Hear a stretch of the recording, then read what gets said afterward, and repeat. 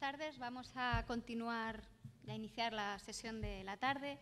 Me acompaña Fernando Miró Linares, es profesor titular de Derecho en la Universidad Miguel Hernández de Elche, donde además es el decano de la Facultad de Ciencias Sociales y Jurídicas. Además es el director del Centro Crímina, Centro para el Estudio y Prevención de la Delincuencia de esta misma universidad. Es especialista en distintos aspectos, en distintos ámbitos del derecho penal moderno, especialmente en el ámbito del derecho penal económico y de manera muy destacable en el derecho de las nuevas tecnologías, ámbito en el que ha centrado su investigación de los últimos años. Como obras destacables se pueden señalar, por ejemplo, su libro sobre el cibercrimen, Fenomenología y Criminología de la Delincuencia en el Ciberespacio, del 2012, y trabajos como Cibercriminalidad y Responsabilidad de los Prestadores de Servicio a la luz de la normativa europea y de su interpretación por los tribunales españoles, Cibercrímenes económicos y patrimoniales, Derecho penal, ciberbullying y otras formas de acoso no sexual en el ciberespacio, o la respuesta penal al ciberfraude. Nos va a hablar ahora exactamente el título de la ponencia. No es Gerardo, pero bien, sí, perdón. Son los ataques a los sistemas informáticos, del hacking y el ciberterrorismo. Muy bien, pues muchísimas gracias. ¿Se me oye bien? Se oye a través del... Bueno, pues muchísimas gracias. Quiero comenzar por agradecer a Juan Carlos López y a Dan Nieto por hacer lo que muchas veces se dice en la universidad, pero difícilmente se hace, que es hacer cursos realmente multidisciplinares y desde varias perspectivas. En este caso, además, digamos que es totalmente obligado, porque la cibercriminalidad no se entiende sin la conjunción de todo un conjunto de ciencias muy diverso. Y, bueno, pues por haber pensado en mí para participar en este curso, permitirme conocer Ciudad Real, aunque sea la estación, por el lugar inadecuado, que es por donde he salido, la facultad, pero en todo caso para mí es un placer estar aquí. También he de decir que muy en particular por el aprecio y la admiración científica que le tengo a uno de los grandes jóvenes penalistas, digo joven en su caso porque así yo lo soy más, que es Dan Nieto. Bien, a partir de ahora voy a hacerlo de pie, voy a intentar someterme a los límites de tiempo. He de decir que tengo para hablar 1 hora y media, 2 horas o lo que haga falta, pero ya he visto que hay gente además muy interesante. Después de mí seré lo educado que tengo que ser. Para ser educado al final lo importante es, como dice la teoría de la oportunidad criminológica, lo importante es pues simplemente eliminar la oportunidad. Y en este caso la oportunidad depende de que sea eliminada por la moderadora. La moderadora le pido por favor que me corte cuando llegue el tiempo que hemos pactado, porque es así como tiene que ser. Bien, lo primero que voy a hacer es disculparme porque voy a incumplir, no sé cómo se ve, no sé si podemos apagar estas luces de aquí. ¿Se pueden apagar estas de aquí? Ah, genial, ¡buah! Impresionante. Bien, vamos a ver. Empieza bien. Lo primero que voy a disculparme es porque, como se habrá visto, los que hayan mirado el programa, no tiene absolutamente nada que ver el título con lo que pone en el programa. La segunda noticia es que no solo no tiene nada que ver el título, sino que el contenido tampoco. Por tanto, yo me someteré en las preguntas a cualquier pregunta que sea sobre el tema de intervención, que era, creo, del hacking al ciberterrorismo, temas que me parecen apasionantes y sobre los que he trabajado mucho y sobre los que, aunque aquí, pues, en concreto en temas de hacking, la profesora Esther Morón sea la number one y tenga muchas más cosas que decir, yo puedo decir lo que corresponda. Pero en todo caso es verdad que yo he traído un planteamiento distinto porque creo además que os va a interesar más y que les va a interesar más también por el tipo de público que tenemos aquí, que es variado, y que yo creo que bueno, puedo dar un poco el perfil, porque es cierto que vengo del mundo jurídico y estoy en el mundo jurídico todavía, pero estamos realizando desde el Centro Crímina investigaciones de otro tipo, investigaciones empíricas, investigaciones criminológicas, y por tanto lo que voy a dar aquí es una visión algo diferente y yo creo que complementaria a lo que se ha visto. La ponencia se llama Cibercriminalidad -2.0, comprendiendo la ciberdelincuencia, previniendo el ciberdelito. Esta tendencia que tiene uno a intentar ser original le lleva también a veces a ser hortera, ¿no? Porque esto de -2.0, voy a intentar explicarlo por qué. Pero, bien, el objetivo de alguna forma de esta ponencia es intentar, digamos, comprender de qué estamos hablando cuando hablamos de cibercriminalidad, siempre con la finalidad de prevenir. Uno de los problemas que tiene el planteamiento o los estudios que se han hecho en materia de cibercrimen y el propio tratamiento de la cibercriminalidad es que desde un principio no se le ha tratado como lo que es, como un fenómeno social, y se le ha tratado más como un problema de sistemas. Y es un problema que afecta a los sistemas, pero es un problema social. Y el objetivo, se supone, de las políticas tiene que ser la prevención de la cibercriminalidad. Por tanto, la razón de que se llame algo así como cibercriminalidad menos 2.0, comprendiendo la ciberdelincuencia, previniendo el ciberdelito, es porque estamos en la actualidad ante un nuevo tipo de cibercriminalidad distinto al que se denominaba delincuencia informática, y es importante comprender cuáles son las características y los caracteres, sobre todo desde las ciencias sociales también, de ese nuevo tipo de delincuencia para poderla prevenir. Si no comprendemos bien el ciberdelito 2.0, el cibercrimen 2.0, difícilmente podremos negarlo, difícilmente podremos llegar al menos 2.0 y prevenir la ciberdelincuencia. La idea, por tanto, de la que partimos es una idea muy básica, muy sencilla, casi incluso obvia, que es la idea de que el ciberespacio es distinto al espacio físico y la forma en la que los elementos que conforman el crimen desde una perspectiva de evento social, que son un agresor motivado, una víctima adecuada y la ausencia de un vigilante, la ausencia de gestores del lugar, etc., va a darse de forma distinta a cómo se da en el espacio físico. Y si comprendemos eso, tendremos más posibilidades de prevenir el ciberdelito. Por tanto, cuando hablamos de cibercrimen, cuando hablo de cibercrimen, me estoy refiriendo a un concepto tremendamente amplio, amplísimo, como cualquier delito cometido por medio del uso esencial del castigo en el ámbito de intercomunicación personal que es el ciberespacio. Por tanto, es algo que va más allá del concepto de delincuencia informática que se utilizó en un principio, de la técnica utilizada o el objeto sobre el que se realiza. En el caso de la cibercriminalidad, cuando hablamos de cibercrimen, nos referimos a la delincuencia realizada, cualquier tipo de delincuencia sobre cualquier bien jurídico, sobre cualquier interés, de cualquier modo, realizada en el ciberespacio, que es el ámbito en el que se perpetra el delito, y por tanto ya la diferenciación es, por una parte, la delincuencia física, la que se comete en el espacio físico, y la ciberdelincuencia o la delincuencia cometida en el ciberespacio. La razón de que sean distintas es que la estructura de funcionamiento material de los dos mundos, el ciberespacio y el mundo físico, son distintos y, por tanto, los mecanismos de prevención también van a tener que serlo. Bien, a partir de aquí, la conferencia tiene dos partes, es decir, para intentar ver cuál es la realidad del cibercrimen, vamos a intentar ver, no va a dar tiempo a verlo todo, me voy a saltar probablemente las cosas más interesantes, que sean las del estudio que hemos hecho en una muestra de más de 2.000 jóvenes de la provincia de Alicante, que es el primer estudio a nivel nacional de estas características realizado en España, y donde analizamos pues, la victimización, también los hábitos de los menores en Internet de 12 y 18 años, etc. Me voy a dejar muchas cosas. Pero en todo caso, la idea es, para ver cuál es la realidad del cibercrimen, tenemos que intentar ver primero cuánto es el cibercrimen. Hay una discusión importante sobre si es un mito, si es una realidad, cuánto de cibercrimen hay. Y, en segundo lugar, me interesa cómo se produce el cibercrimen, desde la perspectiva que a mí me interesa, que es la perspectiva de las ciencias sociales. Yo recién vengo de una estancia de investigación de 3 meses en un centro que es uno de los más importantes en Inglaterra en ciencias sociales, donde solo quieren contratar informáticos. Esto es una cosa curiosa, pero esto es a dónde vamos. A dónde vamos es a que los que estamos en ciencias sociales estemos aprendiendo, como estoy aprendiendo yo ahora, muy lento, estadística, y los que estáis en ciencias informáticas, en ciencias de la computación, comprendáis también las bases de las que parte las ciencias sociales para analizar fenómenos complejos como es este. Pues bien, primero, empezando por la idea del cuánto es, estoy desarrollando un trabajo con el profesor Marcus Felson que se trata de aplicar al ciberespacio las que él denominó en su momento las falacias del crimen. En este sentido voy a utilizar el término falacia en el sentido de un argumento falso. No voy a hablar aquí de todas ellas, solo de las 3 primeras, aunque son muy interesantes.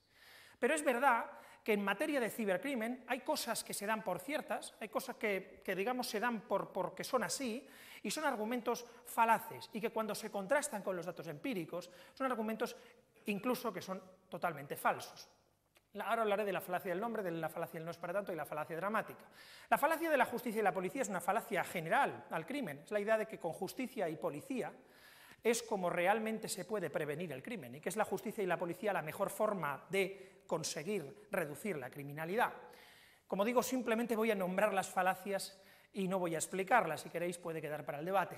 La falacia del no derecho es una falacia curiosa porque es casi contradictoria, pero que también surge en el Internet, la idea de que en Internet hay no derecho, no hay derecho o hay menos derecho que hay en el espacio físico, cosa que es absolutamente falaz. La falacia de hay más derecho, de hecho, hay mucho más derecho, hay más ordenamientos jurídicos, que pueden afectar incluso a veces todos a la vez. La falacia del hacker inadaptado es una falacia que en su momento, no me acuerdo qué nombre le puso Alfonso, pero en su momento la escribió, la idea del cibercrimen como asociado a un hacker, al sujeto que tiene unos conocimientos altísimos de informática. El cibercrimen no lo cometen en la mayoría, en la actualidad, grandes conocedores de la informática, ni siquiera informáticos. Los cibercrímenes los comete cualquiera. Y precisamente en relación con eso, la falacia del yo nunca, una falacia asociada generalmente a la idea de crimen, y es que los criminales son algún tipo de sujeto especial, que tiene algún tipo de maldad especial, pero yo nunca cometería un crimen. Y es una enorme y tremenda falacia. La falacia de la aleatoriedad, la idea de que el crimen es algo así como aleatorio, que puede suceder en el tiempo y en el espacio de forma aleatoria, que es casi una cuestión de suerte ser víctima del cibercrimen, cuando el crimen y el cibercrimen en particular está sujeto a patrones de tiempo, a patrones de espacio, a patrones de comportamiento, a patrones de todo tipo. La falacia del no uso también, la idea de que por no usar Internet yo no puedo ser víctima de un cibercrimen. El ciberespacio ha ido mucho más allá de lo que es en la actualidad el propio sistema informático, y la falacia de la ciberseguridad. La falacia de que en lo que consiste la ciberseguridad es en vender productos aplicados a sistemas informáticos, de olvidarnos de que los productos son utilizados por personas, por usuarios. Y la falacia de pensar que la seguridad solo se tiene que centrar en el sistema y no en la persona que lo utiliza. Bien, aún así me interesa hablar básicamente de tres falacias. La primera, la falacia del nombre, que tiene que ver con lo que acabo de decir, que es con la idea de el nombre delincuencia informática, es en realidad el que lleva la carga falaz frente al nombre cibercriminalidad. Si nos sometemos a la idea de delincuencia informática, lo que hoy es el cibercrimen queda fuera. Y hoy el cibercrimen es mucho más de lo que es la delincuencia informática y de lo que fue la delincuencia informática, la idea de todos los delitos cometidos en el ámbito de comunicación, que es el ciberespacio. En la actualidad, aunque existen muchas clasificaciones, tenemos que olvidarnos de la delincuencia informática como asociada única y exclusivamente al envío de malware, a la infección de malware, al hacking, etcétera, etcétera. Esto es cibercriminalidad, evidentemente que lo es, pero no es la única que existe. Desde una perspectiva criminológica, yo utilizo dos clasificaciones distintas, una fenomenológica y otra criminológica. Desde una perspectiva criminológica, hoy hay por lo menos tres tipos de cibercriminalidades distintas sobre la base de los distintos intereses de quien realiza el crimen. En primer lugar, la cibercriminalidad económica, tanto los cibercrímenes finales como los mediales. Los cibercrímenes mediales son aquellos que se realizan como paso previo para finalmente realizar el ataque económico, básicamente el fraude, como el envío de spam, el propio spoofing, la infección de malware, el hacking y muchos otros más. Esto no es una lista completa. Y los cibercrímenes finales, hay muchos más también, que el ciberblanqueo, el ciberespionaje, la ciberpiratería e incluso la pornografía infantil, que en muchos casos se utiliza con finalidad económica. Por esto, como digo, es criminológica, no es jurídica la clasificación. Y el ciberfraude, que sigue siendo, en términos de prevalencia, después lo veremos, el principal delito, sobre todo en cuanto a los crímenes que se cometen antes para ejecutarlos. Pero, como digo, lo importante es comprender que esta solo es parte de la cibercriminalidad en la actualidad. En la actualidad hay otro tipo de cibercriminalidad, aunque está perfectamente reflejada en este programa que demuestra que es sobre cibercrimen, que es la cibercriminalidad social. aquella realizada con una finalidad o personal, de afectar los intereses sociales o personales de las personas y en el ámbito realmente de la web 2.0, de lo que es la web 2.0, digamos, un nuevo espacio para la intercomunicación entre personas. En ese sentido, el cyberstalking o el acoso con ciberacoso continuado contra adultos, el ciberbullying o acoso continuado de y contra menores, en el ámbito escolar generalmente, aunque ya no solo. Los niños hacen muchas actividades extraescolares y el bullying está saltando las barreras de las escuelas, sobre todo en la perspectiva ciber, de forma exagerada, conforme los datos que tenemos. El online grooming, que en realidad tanto online grooming como sexting forman parte de más bien general acoso sexual, ciberacoso sexual en Internet. El online grooming es una tipología, el sexting en realidad no es propiamente un delito, etcétera, etcétera. Ahora después hablaré de si son delito o no son delito estas conductas, si puedo. Y finalmente, los cibercrímenes políticos, que también están empezando a adquirir una importancia cada vez mayor. Hoy en día, pues el ciberhacktivismo, el ciberterrorismo, el ciberespionaje, la ciberguerra, que ya a nadie le parece del todo extraña, aunque quizá todavía está lejos en algunas perspectivas, y el hate speech o la difusión de mensajes de odio racial a través de Internet son realizados con voluntad ideológica o política por parte de quien lo realiza. Y todo eso es cibercrimen, y no solo lo más informático, lo que se asocia con la utilización del sistema informático, entre otras cosas, porque hoy en día la mayoría de los cibercrímenes se realizan a través del teléfono móvil. Bien, la segunda falacia que me parece interesante, solo voy a lanzar ideas, no tengo más tiempo para explicar las cosas con mucha más profundidad, es la falacia del no es para tanto. La falacia del no es para tanto es una falacia muy peligrosa, sin embargo muy enraizada, incluso en algunos académicos. Esa idea de que el cibercrimen no es para tanto y que no es tan importante y que no hay tanto cibercrimen como parece. Es una idea que tiene dos partes, solo voy a hablar de una de ellas, pero tiene dos partes. Una parte es que no hay tanto cibercrimen, como se dice. La segunda parte sería que aunque haya cibercrimen, el cibercrimen no es tan importante como puede ser el delito físico. Y que siempre un delito físico va a ser más importante que un delito cometido a través del ciberespacio. Esta idea no la voy a poner en duda, aunque es fácilmente rebatible, porque al final lo que importa es la afectación al interés, que se puede producir tanto de una forma como de otra, pero me voy a centrar en la otra, en la falacia del no es para tanto, desde la perspectiva, digamos, cuantitativa. La verdad es que si uno mira las estadísticas oficiales en España, es verdad que no es para tanto. Aquí he traído yo simplemente la memoria de Fiscalía de 2012, no os voy a explicar cómo se hacen las memorias de Fiscalía y por tanto en la validez científica que tienen estos datos, pero en todo caso, aquí tenemos procedimientos que acabaron en acusación. Vemos que en 2012 por cibercriminalidad 1092, frente a los 112.000 por violencia de género, 95.000 por delincuencia vial, cuidado, procedimientos penales, lógicamente, por delincuencia vial, procedimientos penales. Pero incluso en delitos contra el orden público, 12 veces más delitos contra el orden público. Los delitos contra el orden público son muy residuales. ¿Por qué? ¿Esto significa que hay pocos cibercrímenes?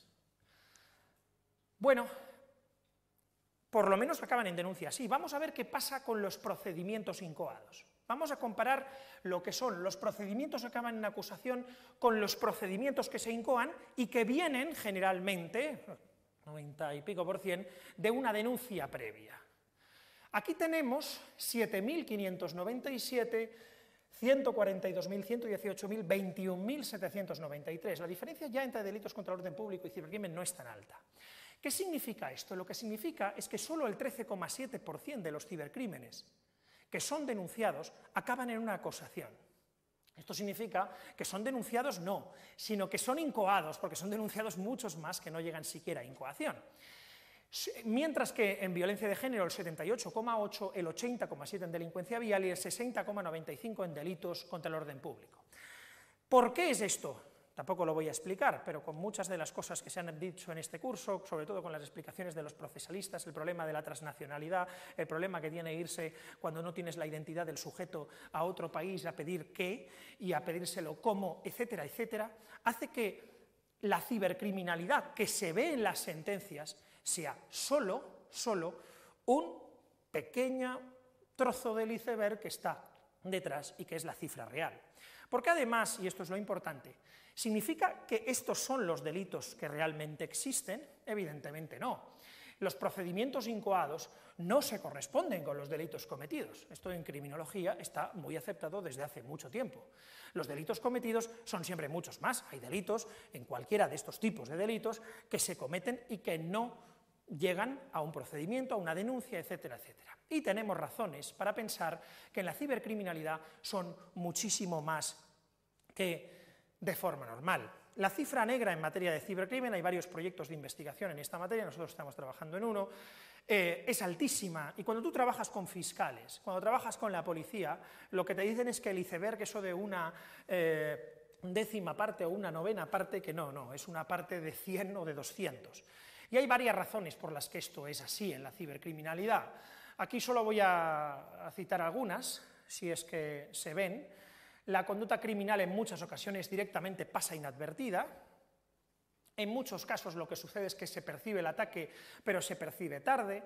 En ocasiones se percibe el ataque, pero no es valorado como delictivo o denunciable. Muchas veces lo que sucede es que las propias empresas, esto ya se ha dicho, no les interesa. Hace poco yo tenía una conversación con el jefe de la Policía Nacional en materia ciber y me contaba el ejemplo de una empresa importante que tiene un logotipo triangular y verde que había sufrido muchos ciberataques y que no se atrevía en ningún caso a poner la denuncia y que planteaba que le dieran soluciones pero en ningún momento iban a denunciar porque realmente podía afectar la reputación de su funcionamiento web, etcétera, etcétera. En definitiva, hay muchas razones para que no se denuncie. Después, cuando llega la denuncia, hay muchas razones por las que el procedimiento no se puede incoar y no llega a acusación. Por tanto, no nos fiemos del todo de esos datos, pero tenemos que seguir buscando datos. Pero esto se relaciona con la tercera de las falacias de la que voy a hablar, muy brevemente también, con es la falacia dramática, que es, digamos, el reverso. Es verdad que en parte es normal que la gente se pregunte si hay tanto cibercrimen, porque es verdad que en ciertos aspectos se exagera la amenaza del cibercrimen. Y esto, por otra parte, no es una falacia que corresponda solo a la cibercriminalidad, sino a la criminalidad en general. Los medios de comunicación dan una imagen distorsionada interesada, con fines puramente comerciales y nada más que comerciales, y esto es cierto que perjudica la prevención del delito. ¿Dónde se focaliza? ¿Habéis oído hablar recientemente de algún suceso de hacking? ¿Algún hackeo? Te he visto sonreír. ¿Y quién salía en el hackeo? ¿A quién se le realizaba el hackeo? Alguna actriz por ahí. Alguna actriz, ¿no? Jennifer Lawrence, etcétera, etcétera. Sale en portada, además es la noticia más leída, porque si pinchas en la noticia es posible que te lleven al enlace donde esté el hackeo y entonces puedes ver las imágenes que le quitaron del móvil a Jennifer Lawrence. Esos son los ciberespionajes que interesan, esos son los ciberdelitos que interesan. Lo que interesa son determinadas formas de ciberespionaje. Snowden ha ocupado más páginas que cualquier tipo de cibercrimen en los últimos años. El ciberterrorismo, la ciberguerra, que es cierto que existe, pero se ha escrito más del virus Stuxnet y de si lo había hecho Israel o lo había hecho Estados Unidos que casi de cualquier otra cosa. Y esto es la realidad del cibercrimen, pero es verdad que es una realidad mucho más pequeña. La realidad del cibercrimen son ciberfraudes, es ciberacoso y es ciberespionaje. Pero ni siquiera sobre lo que se escribe es la auténtica realidad. Según nuestros datos y las estadísticas de todos los centros y la estadística de todos los que se dedican a la investigación empírica, es verdad que hay phishing, pero no hay tanto como auction fraud. Los auténticos pérdidas, ¿sabéis dónde se producen en ciberfraude? Porque compras una cosa en eBay y no te envían el producto. Ese sigue siendo el ciberfraude mayoritario. Es cierto que hay ciberacoso, pero lo único que sale en prensa son los suicidios. Y sin embargo hay muchos casos de ciberbullying. Y hay ciberespionaje, pero es mucho menos político que industrial y no siempre de grandes empresas a grandes empresas. En definitiva, la falacia dramática afecta también a la consideración de cuánto es. Y necesitamos saber cuánto es. Y esta es una tarea en la que estamos muchos desde hace tiempo.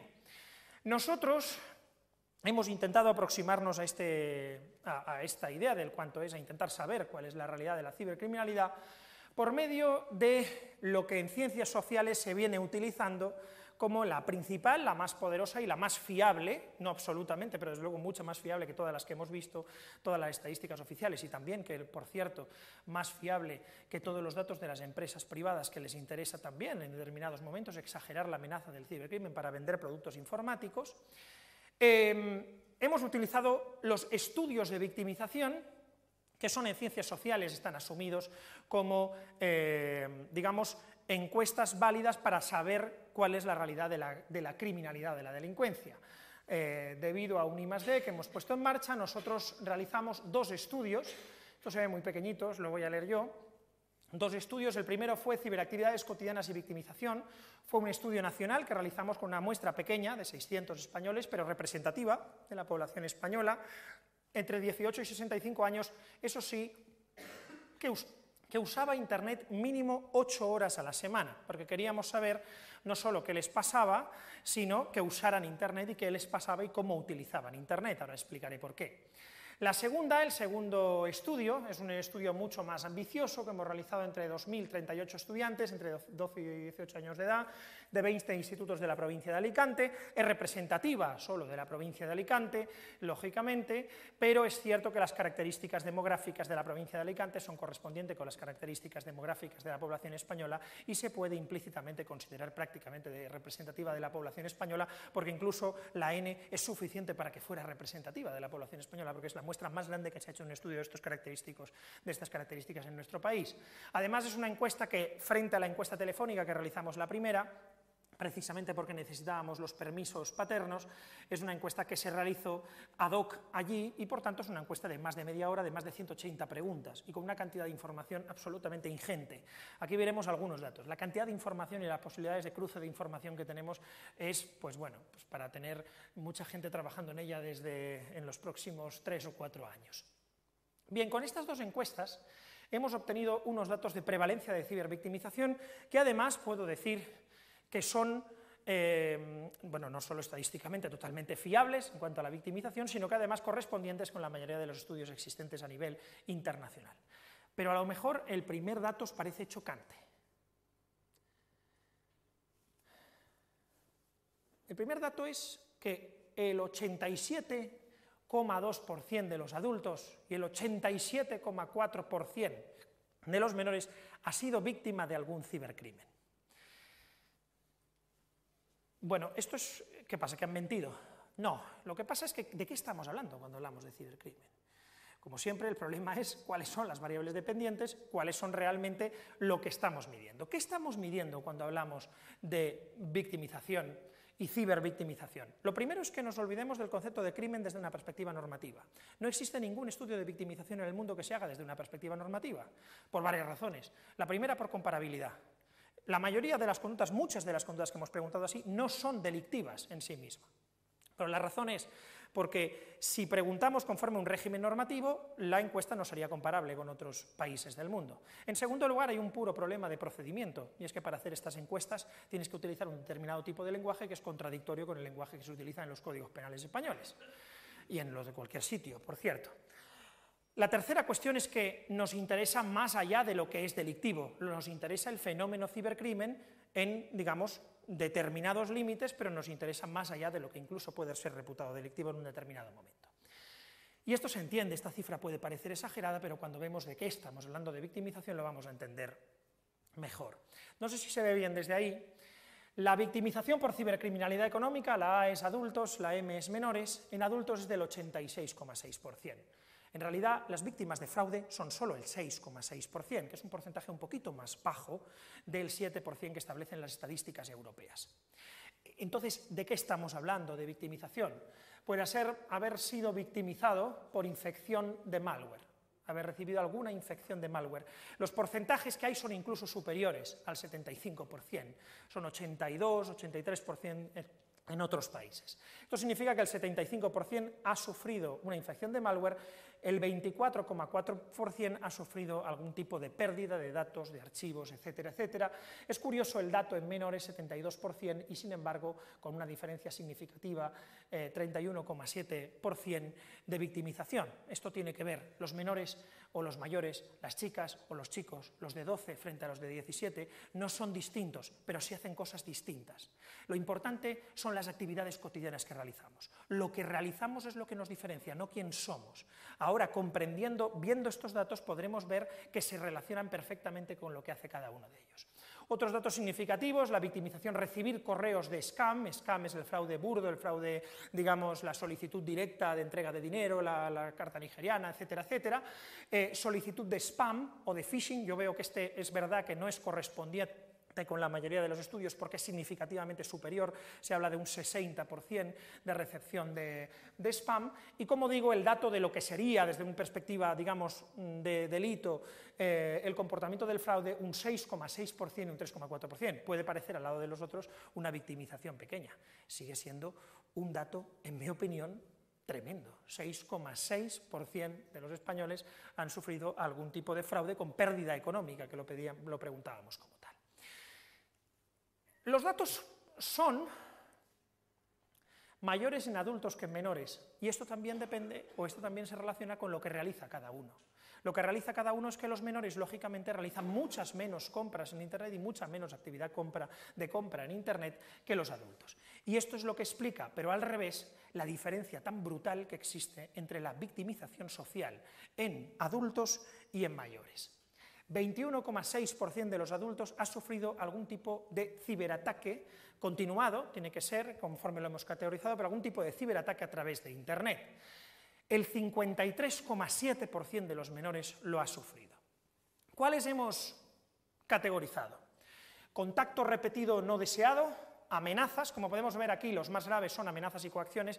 No lo hemos establecido desde una perspectiva puramente legal, como se ha establecido la diferenciación, pero sí que se ha establecido con una diferencia de intimidación más grave, en efecto es menor la victimización por coacciones que amenazas, publicar información personal de forma no deseada, falsas acusaciones y lo que sería la suplantación de identidad a través de Internet. Pues bien, los datos podemos ver que son significativamente en mayores siempre, excepto en publicar información personal no deseada, superiores en el caso de los menores. Además, podemos ver que la victimización es significativa en harassment, pero también la victimización es muy significativa, la diferencia, casi 3 veces más en el acoso sexual. En acoso sexual hemos medido 3 conductas. Ser víctima de acoso a través de webcam, es decir, haber sido obligado, no haber recibido la solicitud de enviar una imagen, eso después veremos los porcentajes y se van mucho más. El sexting, estamos hablando no de porcentajes del 2%, compartir imágenes sexuales, estamos hablando de imágenes de porcentajes del 10, del 12, del 13, etcétera, etcétera.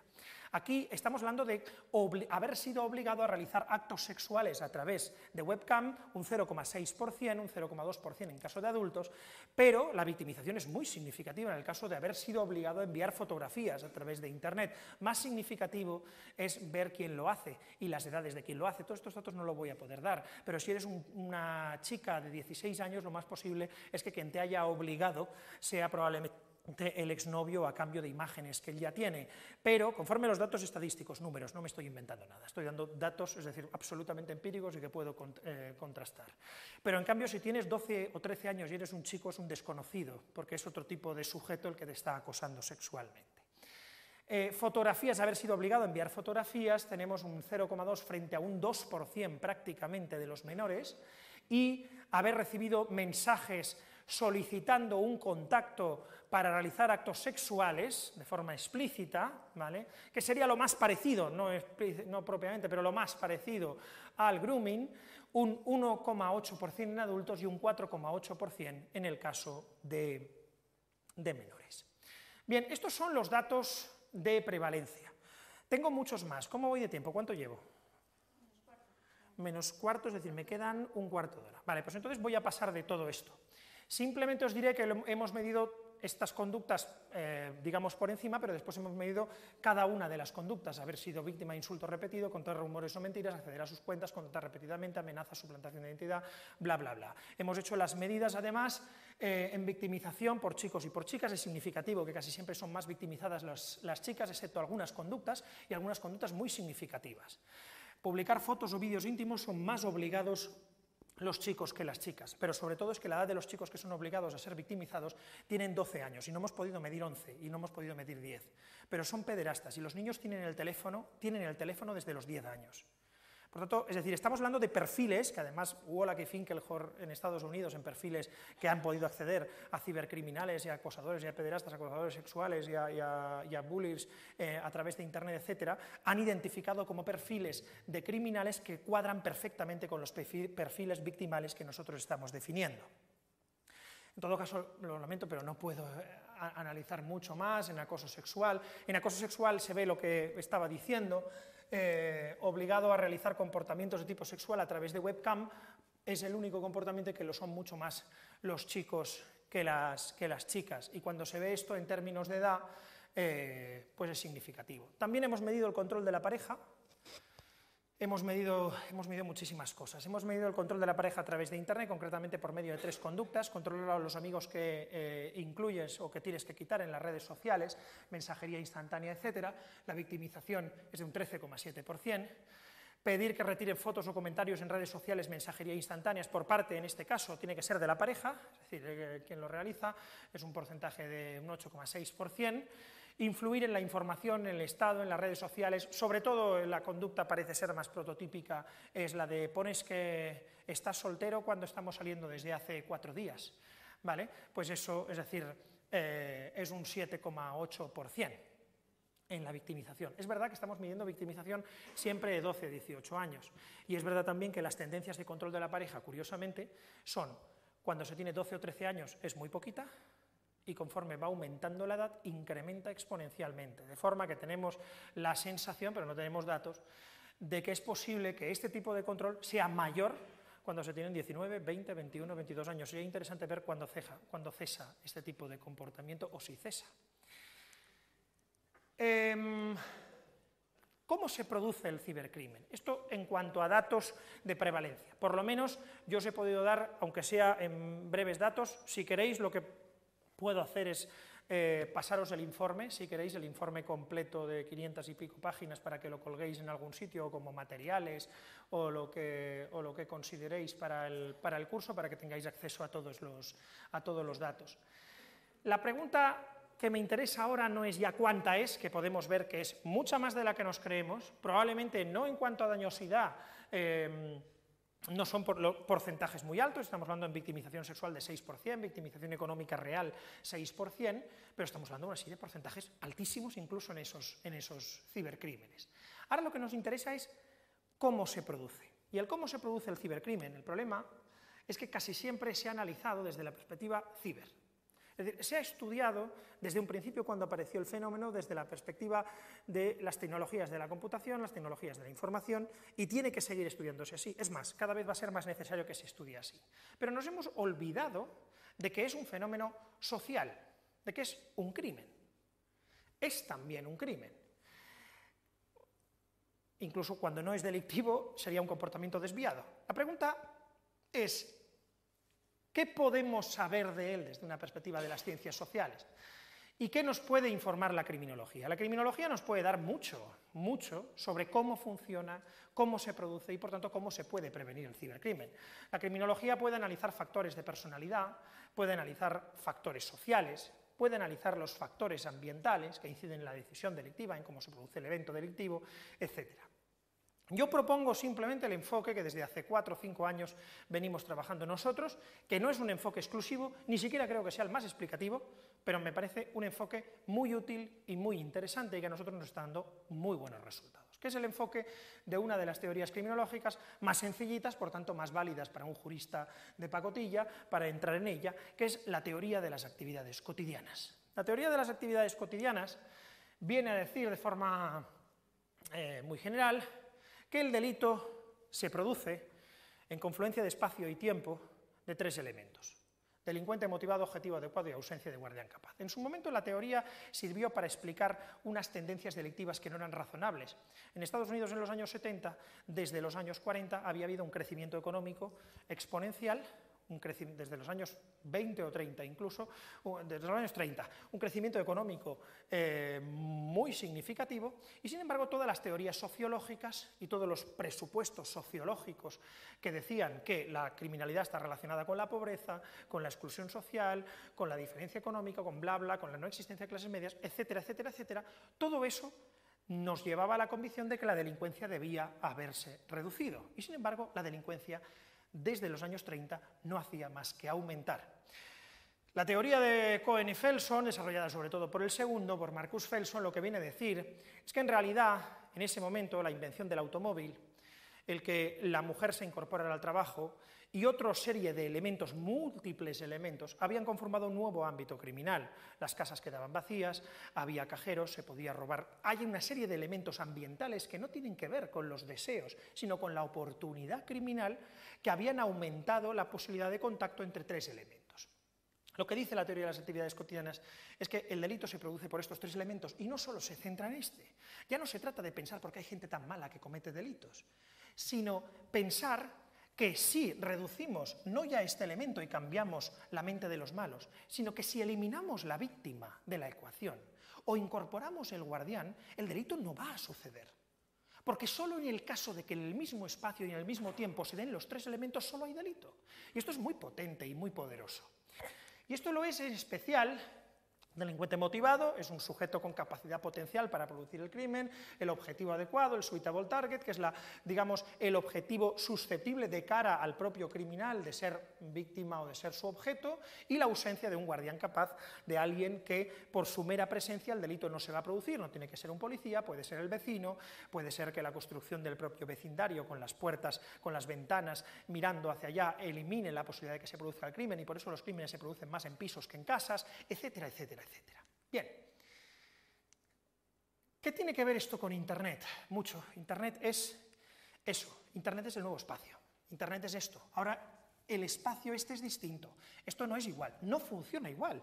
Internet no funciona exactamente igual que funciona el espacio físico. En el espacio físico yo ahora puedo atacar a determinados bienes, pero no puedo atacar en el espacio físico a nadie que no esté en esta sala, o tengo que hacer un esfuerzo criminal para hacerlo. Internet me permite que yo actúe de otra forma. Esto lo he explicado de forma mucho más profusa en unos materiales que creo que se os han pasado. Simplemente diré que mientras que en el espacio físico el sujeto A, para contactar con el sujeto A3, A4 y A5, tiene que recorrer una distancia que es distinta a la distancia que tiene que recorrer, que es 0, para atacar al sujeto que tiene, o para contactar con el sujeto que tiene al lado, en el ciberespacio la distancia en todo caso es siempre 0. Y esto supone básicamente una expansión comunicativa, una expansión de las posibilidades de elección por parte del agresor motivado. Y esto supone probablemente que lo que haga la víctima en cuanto a lo que la haga visible vaya a ser determinante a la hora de quién es el que elige el agresor motivado. Y esto pasa también en términos de tiempo. A ver, creo que me he ido. Perdón. Sí, bueno, en términos de tiempo lo que sucede es lo mismo. T es igual a 0 en todos los casos. Es decir, no es necesario, porque el tiempo ya no se entiende en términos de distancia, y por tanto no es necesario recorrer una distancia, gastar un tiempo para poder realizar el coste criminal. Hay estudios que han demostrado que se cometen delitos de todo tipo, incluso, es decir, los delitos que se llaman pasionales, se cometen mucho más cerca de casa que fuera, por una cuestión de comodidad y por una cuestión de costes. Pero bien, en todo caso, el ciberespacio lo que hace es que comprime las distancias físicas y expande las posibilidades comunicativas. Bien, ¿qué supone esto en términos, y voy a intentar ser lo más breve posible, lo que supone en términos, digamos, teóricos o de plasmación teórica de donde debemos focalizar la prevención, es que el objetivo adecuado se convierte en un elemento importantísimo. La víctima potencial, el usuario, se convierte en un elemento muy importante. En su momento, en 1979, Felson teorizó cuáles eran los caracteres del objetivo adecuado en el espacio físico. Dijo que un objetivo es adecuado cuando tiene valor, conforme a su inercia. Es mucho más fácil hurtar esto que hurtar esto, y desde luego es mucho más difícil hurtar aquello. La accesibilidad, la inercia, el peso, etcétera, elementos que son totalmente físicos y que en el ciberespacio no van a funcionar. Cuando sea visible para el sujeto y cuando sea accesible para él.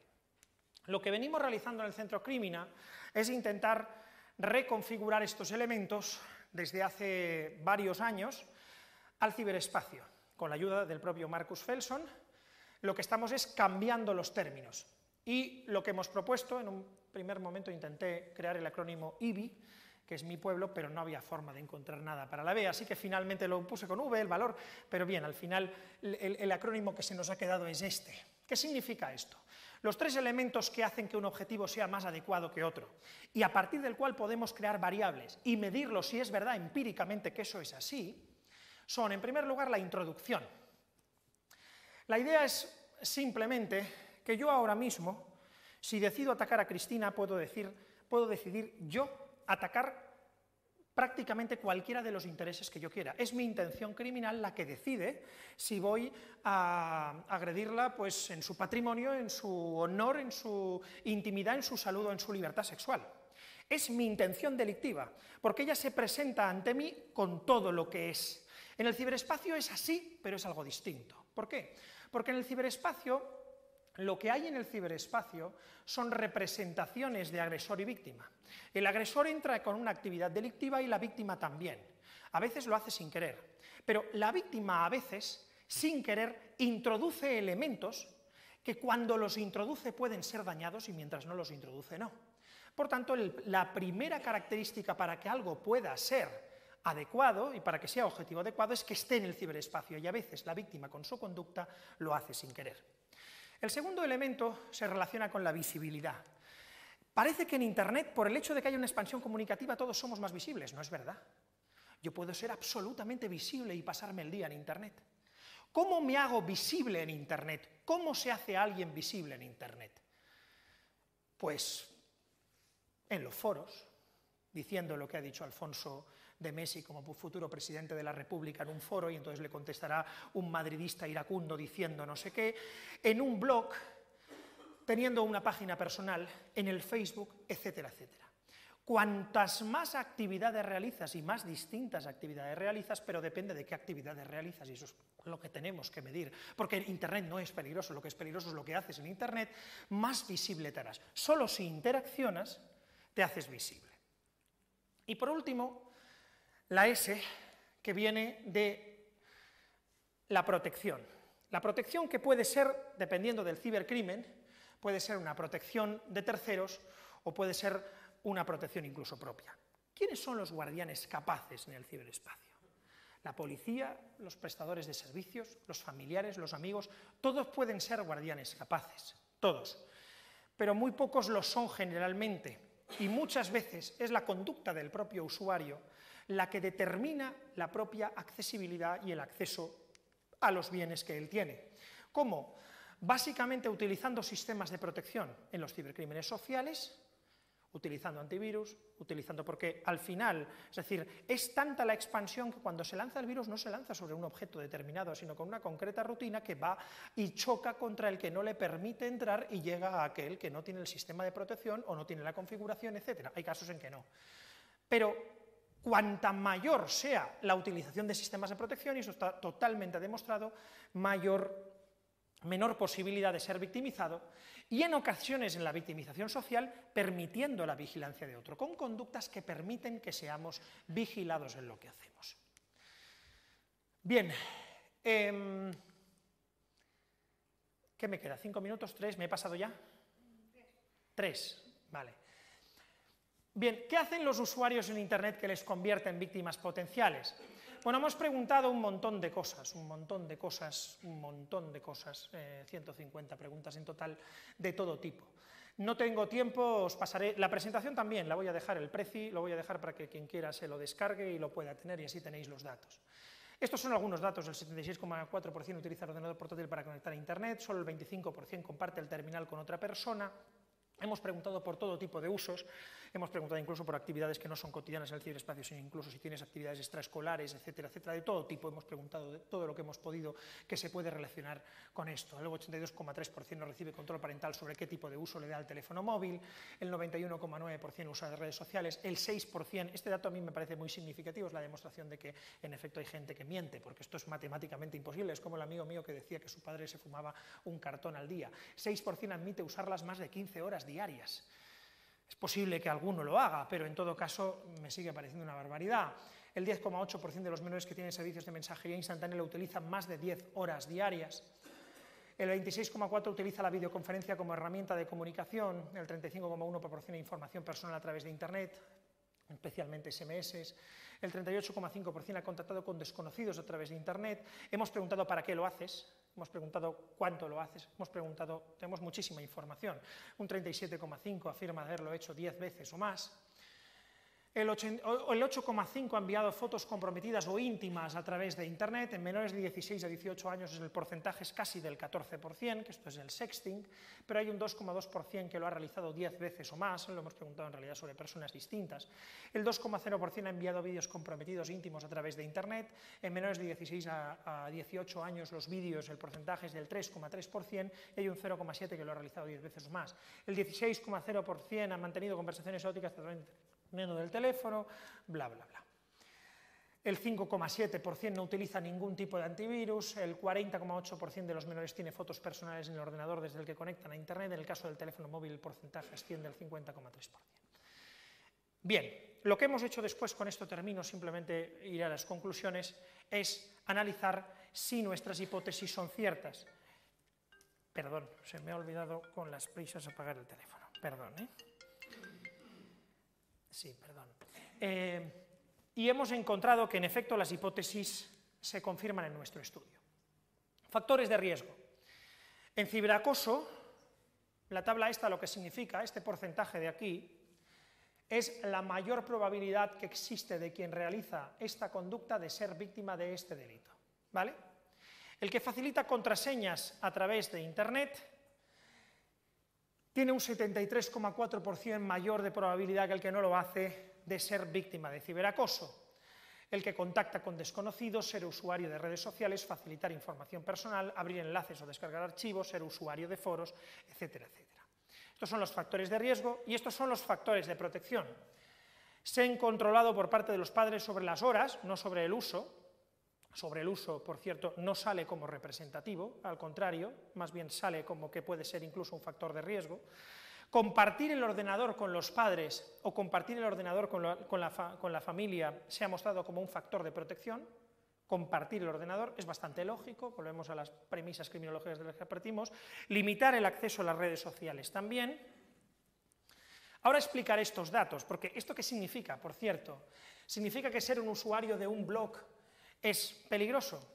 Claro, el problema es que con estos meros datos y con un análisis bivariado y con considerar esto que son porcentajes y factores de riesgo, con esto no tenemos nada. Entonces lo que hemos hecho es dar el paso hacia adelante, porque en realidad lo importante no es que realices una conducta de riesgo, es cuántas conductas conjuntamente de riesgo realizas. Eso es lo que te convierte realmente en una víctima potencial.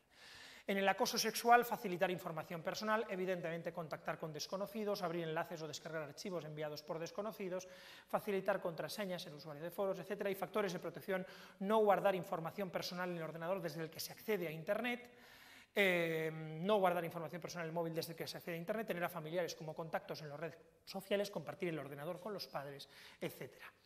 Y en control de la pareja, estos.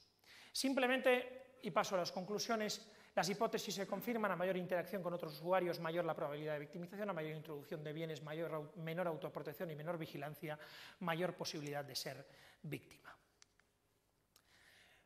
Y esto, finalmente, lo hemos comprobado por medio de una aplicación de un sistema matemático, que son las redes neuronales artificiales. No lo voy a explicar porque ni yo lo entiendo, esto no lo he hecho yo, que consiste básicamente, esto no lo entiendo, no tengo ni idea, yo puedo decir perceptrón multicapa, pero no tengo ni idea de lo que es. Bueno, sí, me han explicado más o menos algo básico, que es que lo que hemos hecho, lo que sí sé es que hemos hecho, porque eso dije yo que lo teníamos que hacer, lo que no sé es cómo se tiene que hacer, pero sí sé que hemos hecho. Lo que hemos hecho es meter todos, absolutamente todos los factores y relacionarlos entre sí.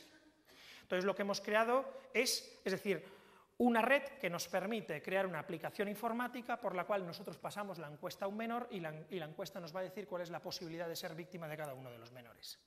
Porque lo que nos hacemos es mezclar todas las conductas, porque la conducta es multicausal. Decir que Internet es peligroso o que no tener o que contactar con desconocidos es peligroso es una burrada. En sí no es peligroso.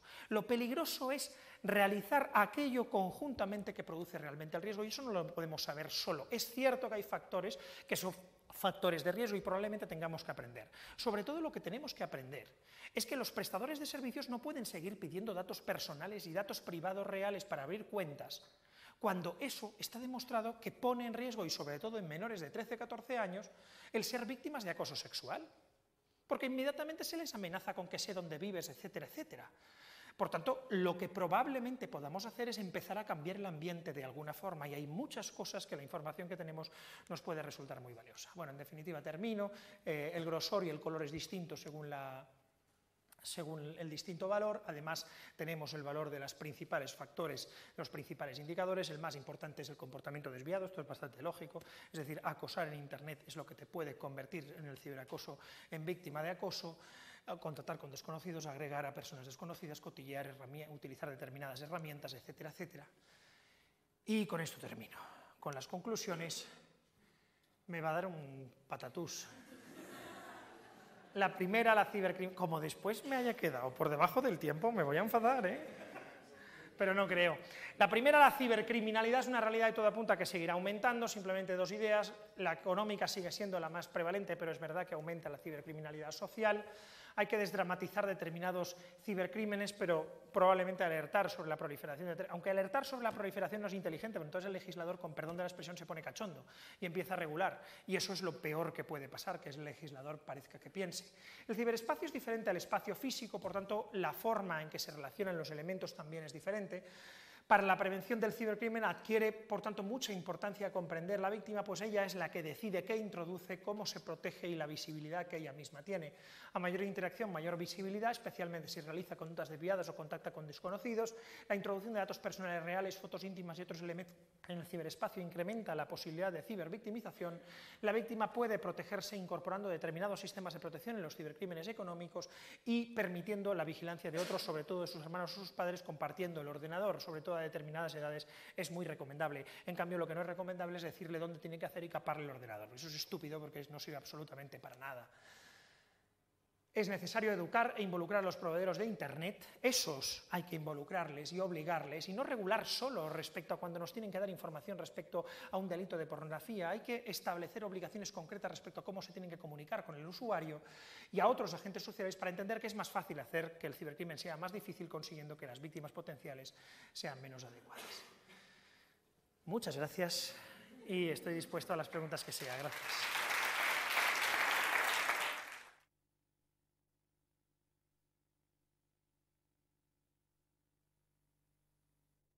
Para un pequeño turno de preguntas.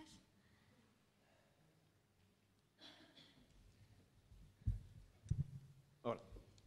Has inventado varias veces lo de que si los padres supervisan a los hijos o compartir el ordenador y cosas así.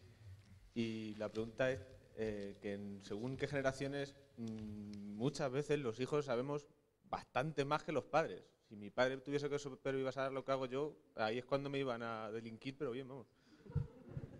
Sí, bueno, lo primero es que cuando hablamos de supervisión hay ahí varios datos interesantes y no están todos. Los que son, a ver, es antes de aquí.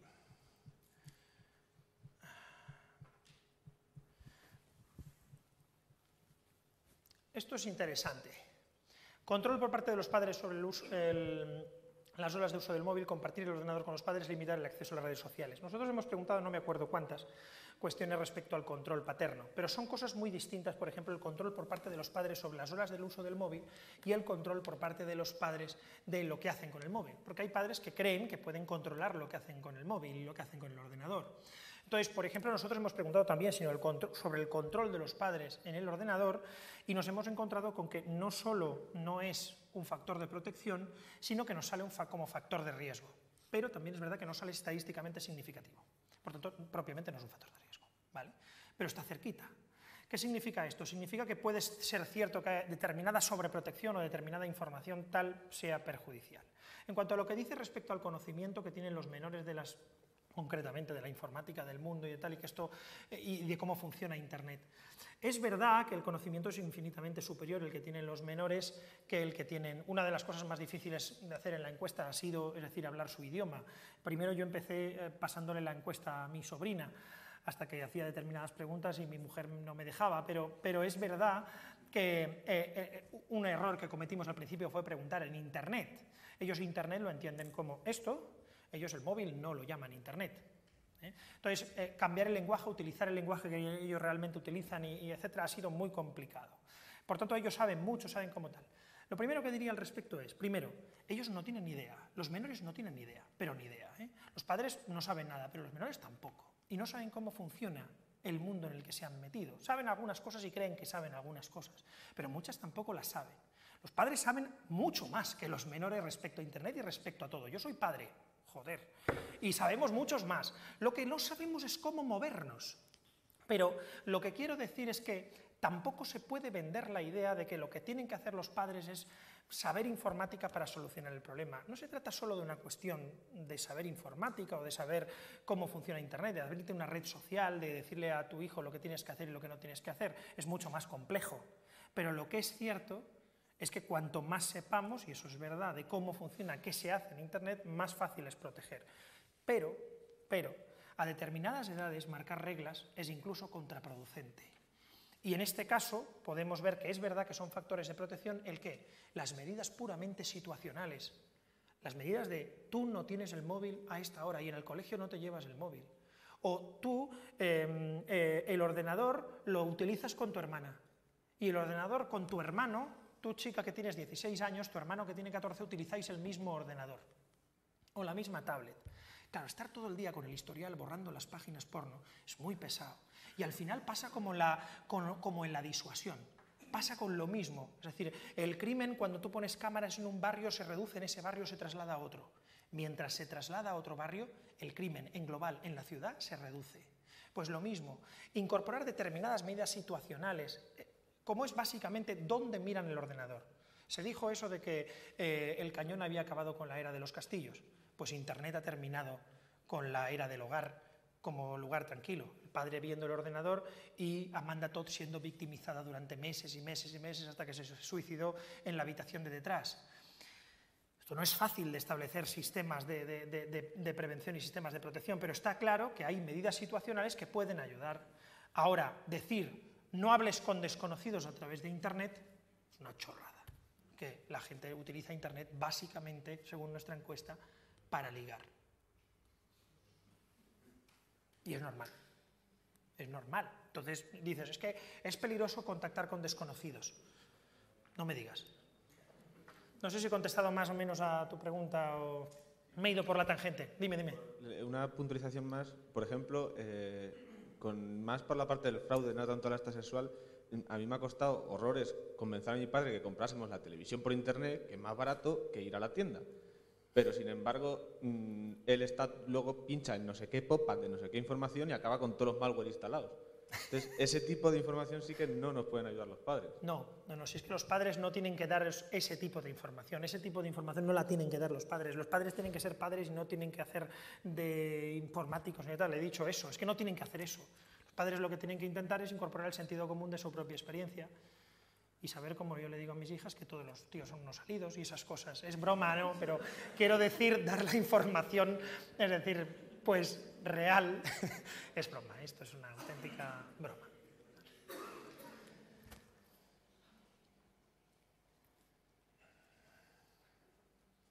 Pues, si no hay ninguna pregunta más, pasamos a la siguiente intervención.